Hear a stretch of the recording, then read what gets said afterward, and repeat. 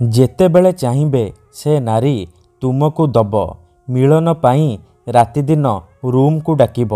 କେବଳ ବିଛଣାରେ ଶୋଇକି ଏହି ଗୋଟିଏ ମନ୍ତ୍ରକୁ 3 ଥର ପଢ଼ି ଦିଅନ୍ତୁ। ତାପରେ ଦେଖିବେ ଚମତ୍କାର।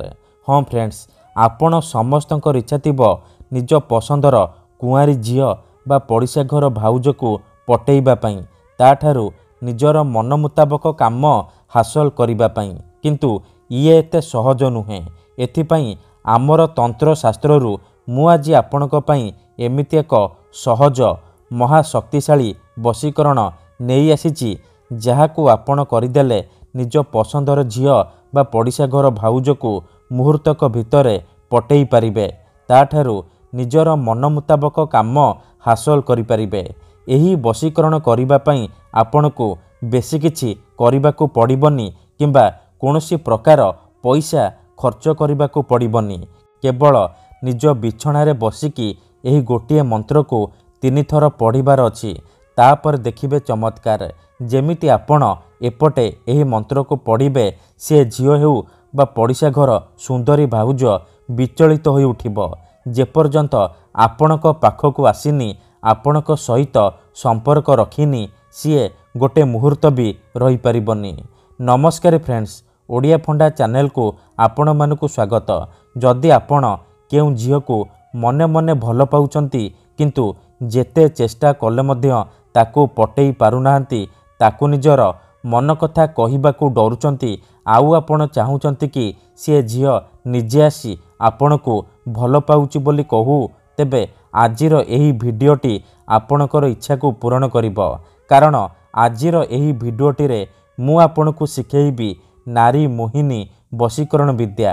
ଏହି ବଶୀକରଣ କରିବା ପାଇଁ ଆପଣଙ୍କୁ କୌଣସି ପ୍ରକାର ପଇସା ଖର୍ଚ୍ଚ କରିବାକୁ ପଡ଼ିବନି କିମ୍ବା କୌଣସି ପ୍ରକାର ମନ୍ତ୍ରତନ୍ତ୍ର କରିବାକୁ ପଡ଼ିବନି। କେବଳ ବିଛଣାରେ ଶୋଇକି ଏହି ଗୋଟିଏ ଶବ୍ଦକୁ 3 ଥର ପଢ଼ିବାର ଅଛି। ତାପରେ ଦେଖିବେ ଚମତ୍କାର। ଯେମିତି ଆପଣ ଏପଟେ ଏହି ବିଧିକୁ କରିବେ, ସେ ଝିଅ ହେଉ ବା ବିବାହିତା ନାରୀ ଆପଣଙ୍କ ଆଡ଼କୁ ଆକର୍ଷିତ ହେବାକୁ ଲାଗିବ, ଆପଣଙ୍କୁ ଭଲ ପାଇବାକୁ ଲାଗିବ। ଏହି ବଶୀକରଣ ସାହାଯ୍ୟରେ ଆପଣ ବର୍ଷ ବର୍ଷ ଧରି ଭାଙ୍ଗି ଯାଇଥିବା ପୁରୁଣା ପ୍ରେମକୁ ମଧ୍ୟ ଫେରାଇ ଆଣିପାରିବେ। ଶାଶୁ, ନଣନ୍ଦ, ଦିଅର, ଭାଉଜ କାହାକୁ ବି ନିଜ ବଶରେ କରି ତାଠାରୁ ନିଜର ମନ ମୁତାବକ କାମ ହାସଲ କରିପାରିବେ। ତେଣୁ ମୋର ଆପଣମାନଙ୍କୁ ଅନୁରୋଧ କି ମନରେ କୌଣସି ଖରାପ ଉଦ୍ଦେଶ୍ୟ କିମ୍ବା କୌଣସି ଖରାପ କାମ ପାଇଁ ଆପଣ ଏହି ବଶୀକରଣ ମନ୍ତ୍ରକୁ ପ୍ରୟୋଗ କରିବେନି। କାହିଁକି ନା ଯେଉଁ ଝିଅ ବା ନାରୀ ଉପରେ ଆପଣ ଏହି ବଶୀକରଣ ମନ୍ତ୍ରକୁ ଗୋଟିଏ ଥର ପାଠ କରିଦେବେ, ସିଏ ସାରା ଜୀବନ ପାଇଁ ଆପଣଙ୍କର ବଶରେ ହେଇଯିବ, ଆପଣଙ୍କର ଗୁଲାମୀ କରିବ, ଆପଣଙ୍କର ଇସାରାରେ ନାଚିବ।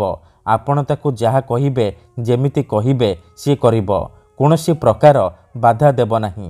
ତେଣୁ ମୋର ଆପଣମାନଙ୍କୁ ଅନୁରୋଧ କି ମନରେ କୌଣସି ଖରାପ ଉଦ୍ଦେଶ୍ୟ କିମ୍ବା କୌଣସି ଖରାପ କାମ ପାଇଁ ଆପଣ ଏହି ବଶୀକରଣକୁ ପ୍ରୟୋଗ କରିବେନି। ଠିକ୍ ଅଛି? ତେବେ ଏହି ବଶୀକରଣ କରିବା ସବୁଠାରୁ ସହଜ। ଏହାକୁ ଆପଣ କିପରି କରିବେ, କେମିତି କରିବେ, ଏହାର ପ୍ରୟୋଗ ବିଧି କ'ଣ, ମୁଁ ଆପଣଙ୍କୁ ଶିଖେଇବି। ସମ୍ପୂର୍ଣ୍ଣ ପ୍ରୟୋଗ ବିଧି ଠିକ୍ ଭାବରେ ଶିଖେଇବି। ଜାଣିବା ପାଇଁ ଭିଡ଼ିଓଟିକୁ ମୂଳରୁ ଶେଷ ପର୍ଯ୍ୟନ୍ତ ପୁରା ଧ୍ୟାନ ସହିତ ଦେଖିବେ। ଅଧାରୁ ଛାଡ଼ିକି ପଳେଇଲେ କିମ୍ବା କାଟି କାଟି ଦେଖିଲେ ଆପଣ କିଛି ବି ବୁଝିପାରିବେନି। ପରେ ଆପଣ କମେଣ୍ଟ କରିବେ, ଗୁରୁଜୀ ଆପଣଙ୍କର ମନ୍ତ୍ର କାମ କରୁନି। ତେଣୁ ମୋର ଆପଣମାନଙ୍କୁ ଅନୁରୋଧ କି ଆପଣ ଭିଡ଼ିଓକୁ ପୁରା ଧ୍ୟାନ ସହିତ ଦେଖନ୍ତୁ, ପ୍ରୟୋଗ ବିଧିକୁ ଠିକ୍ ଭାବରେ ବୁଝନ୍ତୁ, ତାପରେ ଆପଣ ବଶୀକରଣ କରିବା ପାଇଁ ଯିବେ। ଠିକ୍ ଅଛି? ମନେ ରଖନ୍ତୁ, ଏହି ବଶୀକରଣ ବିଧିକୁ ଆପଣ କେଉଁ ବି ବାରରେ କରିପାରିବେ, କିନ୍ତୁ ଯେବେ ବି କରିବେ ରାତିରେ ଶୋଇବା ପୂର୍ବରୁ କରିବେ। ନିଜ ବିଛଣାରେ ଶୋଇକି ଆପଣ ଏହି ମନ୍ତ୍ରକୁ ପଢ଼ିବେ। ଠିକ୍ ଅଛି? ପ୍ରଥମେ ଆପଣ କ'ଣ କରିବେ, ଯେତେବେଳେ ରାତିରେ ଶୋଇବା ପାଇଁ ଯିବେ, ଭଲ ଭାବରେ ହାତ ଗୋଡ଼ ମୁହଁ ଧୋଇକି ସଫା ବସ୍ତ୍ର ପିନ୍ଧିକି ନିଜର ଶୋଇବା ବିଛଣା ଉପରେ ପୂର୍ବ ଦିଗକୁ ମୁଣ୍ଡ କରିକି ଶୋଇପଡ଼ିବେ। ତାପରେ ନିଜର ଡାହାଣ ହାତକୁ ଛାତି ଉପରେ ରଖିବେ, ଆଉ ଆଖି ବନ୍ଦ କରିକି ସେଇ ଝିଅ ବା ମହିଳାକୁ ମନେ ମନେ ଭାବିବେ। ତାର ମୁହଁକୁ ନିଜ ମନରେ ଭାବିବେ। ତାପରେ ଏହି ମନ୍ତ୍ରକୁ 3 ଥର ପଢ଼ିଦେବେ। ଓମ୍ ନମଃ କାମାକ୍ଷା ଦେବୀ ଆମୁକଂ ମେ ବଶ୍ୟମ୍ କୁରୁ କୁରୁ ଫଟ୍ ସ୍ୱାହା। ଓମ୍ ନମଃ କାମାକ୍ଷା ଦେବୀ আমୁକଂ ମେ ବଶ୍ୟମ କୁରୁ କୁରୁ ଫଟ୍ ସ୍ୱାହା ଏହିପରି ମନ୍ତ୍ରକୁ ଆପଣ 3 ଥର ପଢ଼ିବେ। ଆମୁକଂ ଜାଗାରେ ଆପଣ ସେଇ ଝିଅ ବା ମହିଳାର ନାମ କହିବେ ଯାହାକୁ ଆପଣ ନିଜ ବଶରେ କରିବାକୁ ଚାହୁଁଛନ୍ତି। 3 ଥର ମନ୍ତ୍ର ପଢ଼ି ସାରିବା ପରେ ଛାତି ଉପରୁ ହାତକୁ କାଢ଼ିବେ ଆଉ ଛାତିରେ ଗୋଟିଏ ଥର ଫୁଙ୍କିଦେବେ। ଏହିପରି ଆପଣ ଲଗାତାର 3 ଦିନ ପର୍ଯ୍ୟନ୍ତ ରାତିରେ ଶୋଇବା ପୂର୍ବରୁ ନିଜ ବିଛଣାରେ ଶୋଇକି ଏହିପରି ମନ୍ତ୍ରକୁ ପଢ଼ିବେ।